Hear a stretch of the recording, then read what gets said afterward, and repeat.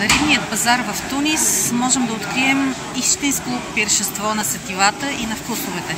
Всякакви морски дарове, риби, известни и неизвестни, могат да бъдат открити тук, като естествено пазарът приключва към 11-12 часа.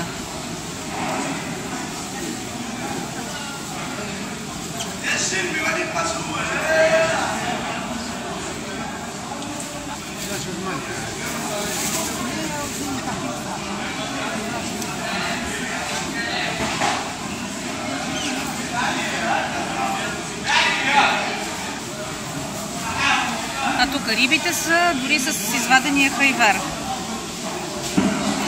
Ето и рибатон, която в момента се реже на парчета.